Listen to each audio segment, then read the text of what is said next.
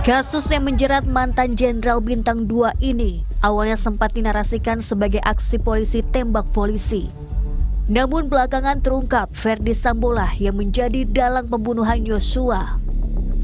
Selain Sambo, 3 anak buahnya turut ditetapkan sebagai tersangka, yakni Eliezer, Ricky Rizal, dan Kuat Ma'ruf. Menyusul sang istri Putri Chandrawati. Banyak kejanggalan saat awal-awal kasus skandal yang menyeret Korps Bayangkara ini menguak ke publik. Mulai dari laporan percobaan pembunuhan terhadap Eliezer, hingga laporan pelecehan dan ancaman kekerasan di rumah dinas Sambo di Duren 3. Namun fakta akhirnya terungkap. Brigadir Joshua ditembak oleh rekannya sendiri Richard Eliezer atas perintah Ferdy Sambo. Oktober 2022, Ferdy Sambo, Putri Chandrawati, Ricky Rizal, dan Kuat Ma'ruf jalani sidang perdana dengan agenda pembacaan dakwa jaksa. Dalam dakwaannya, jaksa menuntut mantan Kadif Propam itu dengan tindak pidana pembunuhan berencana. Ia disebut menyusun strategi pembunuhan terhadap Yosua usai mendengar kabar sang istri, Putri Chandrawati, dilecehkan. 3 bulan berselang, Januari 2023, Sambo CS jalani sidang tuntutan. Jaksa menuntut Sambo agar dituntut seumur hidup. Usai jaksa meyakini ia bersalah dalam kasus pembunuhan yang menewaskan anak buahnya, Brigadir Nofriansyah Yosua Huta Barat. Oleh karena itu dengan pidana mati. Namun, dalam sidang vonis yang digelar di Pengadilan Negeri Jakarta Selatan 13 Februari 2023 lalu, Sambo justru dijatuhi hukuman mati. Sedangkan istrinya, Putri Chandrawati, divonis 20 tahun penjara. Kuat Ma'ruf 15 tahun penjara, Ricky Rizal 13 tahun penjara, sedangkan Barada Richard Eliezer 1,5 tahun penjara. Tak terima, Sambo CS lalu mengajukan banding kecuali Richard Eliezer. Dalam sidang putusan yang digelar 12 April 2023, hakim di tingkat banding tetap menguatkan vonis hukuman mati Sambo. Seperti halnya Sambo, Putri, Ricky, dan Kuat Ma'ruf juga ajukan banding namun ditolak. Sambo tetap melawan, ia kemudian ajukan kasasi. Dalam putusan sidang kasasi 8 Agustus kemarin, Majelis Hakim menganulir pidana hukuman mati Sambo menjadi pidana seumur hidup. Sementara, MA juga memotong vonis hukuman pidana istri Ferdy Sambo, Putri Chandrawati, menjadi 10 tahun penjara. Sebelumnya, Putri divonis 20 tahun penjara. Tim Liputan melaporkan untuk NET. Ya, memang tidak bisa dipungkiri bahwa publik dikejutkan dengan pemberian kasasi dari Mahkamah Agung kepada Ferdy Sambo, sehingga hukuman mati yang dijatuhkan Hakim Pengadilan Negeri Jakarta Selatan dianulir menjadi hukuman penjara seumur hidup. Dan untuk membahas mengenai hal ini, saya akan berbincang dengan pakar hukum pidana Asep Iwan Iriawan yang sudah hadir bersama kami. Kang Asep di studio, selamat sore. Dan kami juga sedang berusaha menghubungi ayah dari Brigadir Yosua, Bapak Samuel Huta Barat, dan sudah tersambung via Zoom. Sini terhubung secara virtual Bapak Samuel. Selamat sore Bapak Samuel, bisa mendengar suara saya? Selamat sore Mbak. Selamat sore Pak Samuel. Selamat sore Bapak Samuel. Dan ini kita seperti yang tadi sudah saya sampaikan bahwa sudah ada berita terbaru mengenai hukuman yang dijatuhkan kepada FS di sini menjadi hukuman seumur hidup. Kalau dari Bapak Samuel sendiri melihat hal ini, apakah ini bukan sesuatu yang mengagetkan untuk pihak Bapak Samuel dan keluarga? Sudahkah terbaca Pak Samuel?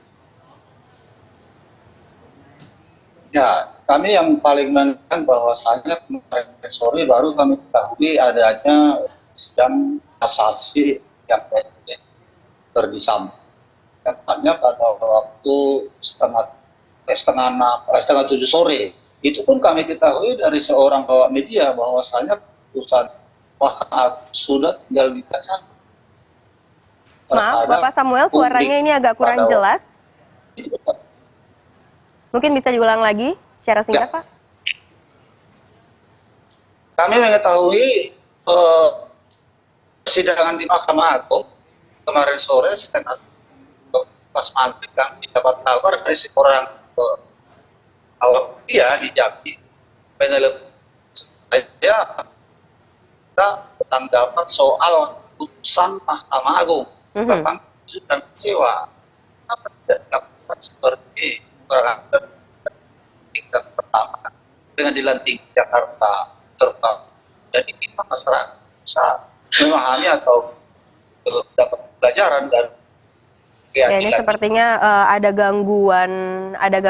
Ini seperti kita lihat dan dengarkan dari Bapak Samuel. Sementara menunggu Bapak Samuel, kita akan langsung dengan Kang Asep. Ini tentang penganuliran ini terasa wajarkah jika melihat dari kacamata duduk pidana ini? Yang pertama kita hormati putusan itu ya, apapun juga itu kewenangannya Mahkamah Agung. Sesuai ajas res judicata properat habetur. Tapi kan sekarang publik berhak untuk mendapatkan informasi. Artinya apa? Ketika publik dapat informasi, publik juga berhak menganotasi dan analisa putusan itu.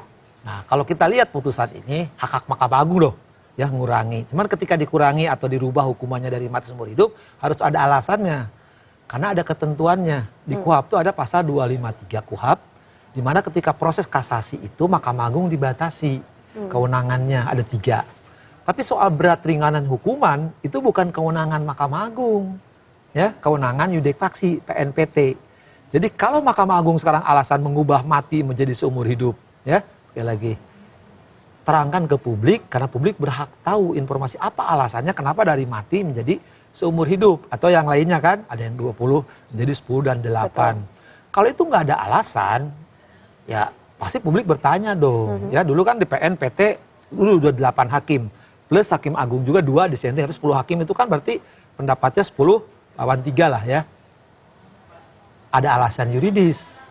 Hukum itu harus logis. Kalau nggak logis, itu bukan hukum namanya, bukan yuridis. Jadi boleh-boleh aja Mahkamah Agung. Tapi kalau boleh, tapi wajar apa tidak nih? Ya harusnya ada alasan. Ya yang benar itu kan ini kalimatnya kan sederhana. Ditolak tapi diperbaiki. Harusnya diterima kasasinya, nanti dia ngadili sendiri. Sering saya kasih contoh, cinta saya ditolak oleh cewek cantik. Tapi suruh diperbaiki. Kan lucu, ditolak mah harus diusir kan. Kan harus diterima, nanti tinggal diperbaiki. Saya itu biar ganteng, biar cakep, biar gimana diperbaiki. Nah itu logis, bahasa hukum terus logis kok. Nah ini kan lucu, ditolak kasasinya, tapi diperbaiki hukumannya. Dulu PNPT itu menghukum itu, mati itu alasannya begini-begini. Ya. Nah sekarang pertimbangannya setuju, ya, dia bersalah, pembunuhan, ya, bersama-sama. Tapi hukumannya berbeda, kan lucu gitu. Ini nggak logis. Nah, jadi sekali lagi, pertama, sekira 253 dilanggar oleh Mahkamah Agung, terlepas hukuman apapun ya terserah. Nah, harusnya Mahkamah Agung terima aja kasasinya. Kemudian yang ngadili sendiri, ya jatuhkan hukuman beberapa pun nggak ada masalah. Ini kan lucu. Diterima, ditolak, tapi hukumannya berbeda. Oke, berarti ini bentuk ketidakwajaran karena tidak ada alasan yang logis berarti. Kalau nanti bilangin ketidakwajaran nggak lucu, oh dia hakim agung namanya juga agung kan segala-galanya kan. Nah, sekarang hakim PNPT aja nggak agung bisa mutus maksimal kan.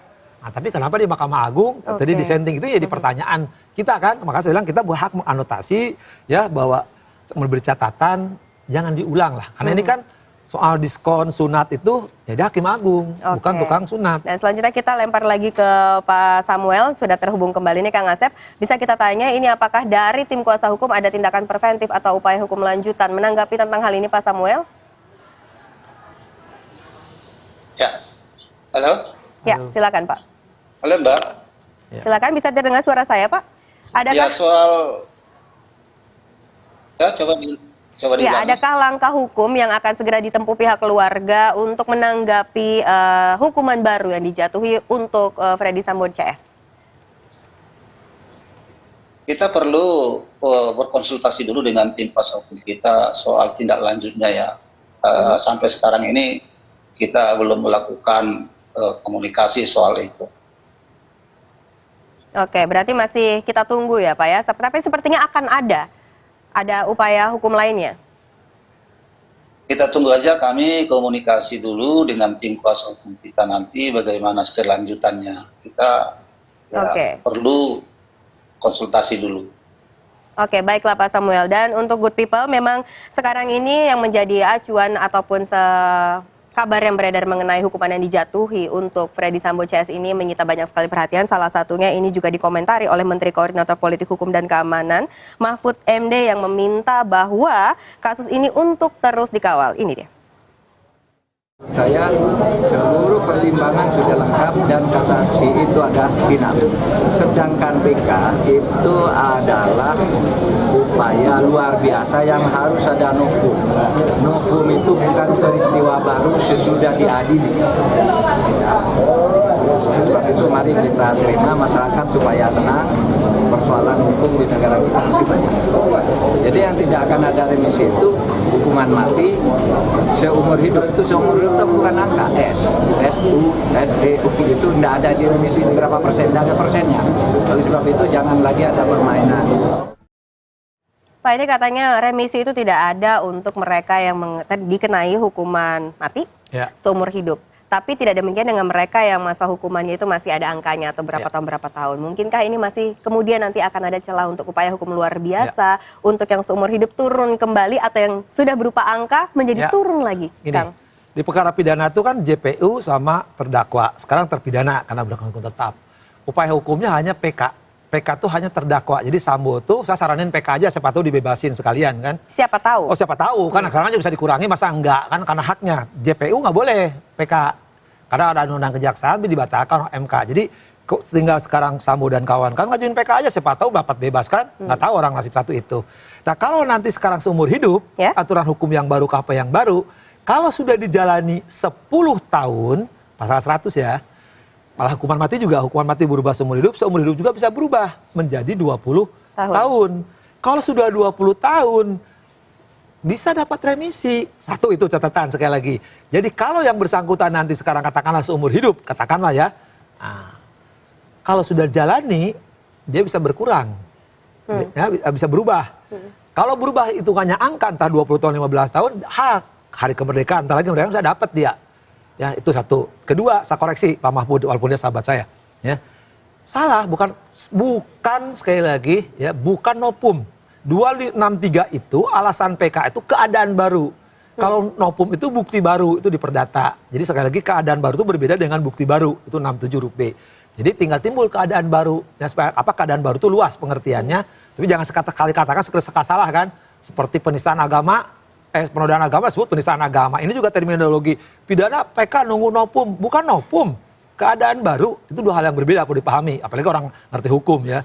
Itu perlu dipahami. Jadi kalau nanti dia menemukan bukti keadaan baru, Sambo silakan PK. Jadi kenapa majelis ini memutuskan bahwa adanya pengurangan, ada perubahan dari tadi pengurangan tadi yang memang kita pertanyakan kan, kok mati jadi seumur hidup? Belum terjawab berarti ya kan? Oh kita bertanya, saya juga bertanya kan salah masa juga di Mahkamah Agung. Apa mungkin di belakang udah ada berselimutkan kabar-kabar? Mereka kan namanya kan kesalahan filosofis kita, tidak boleh main hakim sendiri. Makanya hakim tidak pernah main sendiri, main sama teman-temannya. Sudah sesuai berarti ya? Sudah sesuai dengan tuntutan jaksa? Tahu kan dia, kan kita nggak tahu. Kita menurut Kang Asep? Wah kalau menurut saya tadi sejak awal, kan kalau Mahkamah Agung itu kewenangannya hanya 3 di pasal 253. Satu tentang penerapan hukum, ya, bahwa ini harusnya perkosaan, kenapa digunakan cabul. Kedua, disidangkan benar apa enggak. Kita kan sidangnya kan seluruh media itu kan hampir kita 1 semester di selatan tuh kan tiap jam disiarkan kan, benar-benar. 3 kompetensi. Artinya ini kewenangan PA atau PN, PT atau Bandung, Jakarta Selatan hanya itu. Jadi kalau soal jumlah hukuman, nah bahasa Belandanya selamat, berat ringan hukumannya tidak tunduk kasasi. Artinya Mahkamah Agung tidak berwenang, nambahin, kurangin. Karena itu Hakim Agung, bukan belajar matematik, apalagi aljabar. Sudah sesuai dengan tuntutan jaksa berarti kalau bisa saya simpulkan. Seumur hidup ya, seumur hidup kan. Tapi ketika PN menghukum mati, PT menghukum mati, sebenarnya Hakim Agung udah dikunci. Anda jangan ngomong lagi hukuman, karena itu kewenangan yudek faksi. Anda ini adalah yudek yuris. Cuman sekarang kan Mahkamah Agung berkembang. Ya tolak, cuman perbaiki. Nah itulah yang bahasa Belandanya alvoldende gemiteveer atau rasio disidendinya yang nggak logis. Apalagi ini udah inkrah ya Pak ya. Kita hormati ya. Apalagi udah berkekuatan hukum tetap ya. Ya sekarang berhukum tetap. Makanya kalau berhukum tetap, ya jaksa nggak bisa PK ya. Terdakwa PK pasti bilang udah suruh PK aja sekalian, siapa tahu bebas. Ya kita masih dengan kata-kata siapa tahu. Lalu untuk Bapak Samuel ini bagaimana Pak?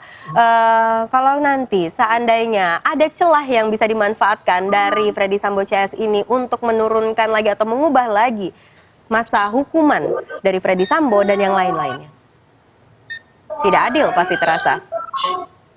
Tentu tidak adil ya.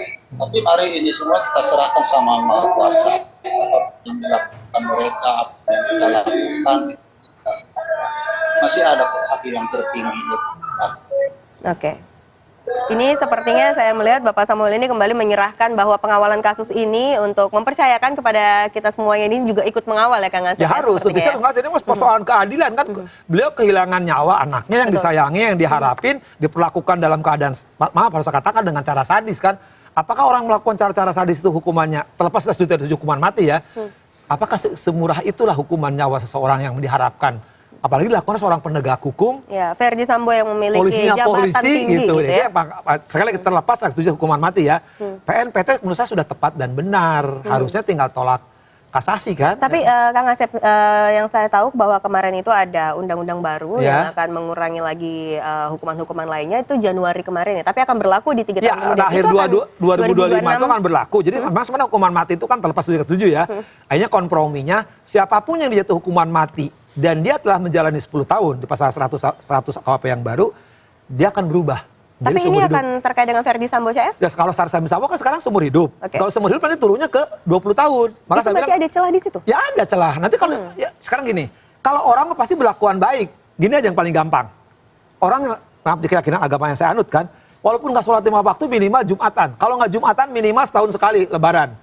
Apalagi di LP masa nggak berbuat baik, apapun agamanya sesuai keyakinan pasti berbuat baik kan, dan pasti dapat diskon. Itu udah pasti, maka saya bilang pasti hukumannya berubah.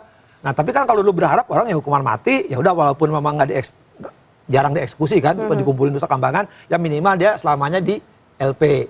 Nah kalau seumur hidup pasti akan berubah menjadi 20 tahun. Jadi jangan mengatakan tidak berubah. Loh, nanti kalau tadi mati aja berubah seumur hidup juga bisa berubah menjadi 20 tahun. Kalau 20 tahun sudah menjalani 2/3, dia boleh bebas bersyarat. Jadi kliennya pemasarakatan.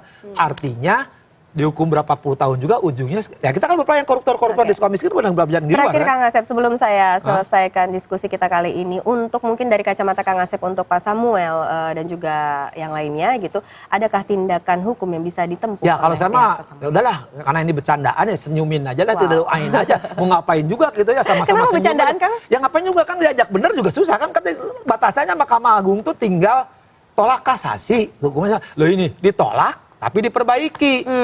Kan lucu. Oke. Kan itu ya makanya kalau ketika lucu ya kita senyuman aja. Dulu kan di net tuh ada acara yang bikin senyum-senyum, ketawa-ketawa. Ya gituin aja, ngapain juga. Aduh, terdengar seperti bercanda padahal ini adalah kasus yang luar biasa menyita perhatian dan mengiris hati ya, Iya. Kang Asep ya. Baiklah Malu kalau saya. gitu. Wow, baiklah. Terima kasih banyak Kang Sama-sama, Asep ini baik. untuk bincang-bincangnya, dan Pak Samuel tetap sabar, tetap kawal terus. Kawal, Kami akan semangat, membantu Pak Samuel. semuanya. Semangat terus.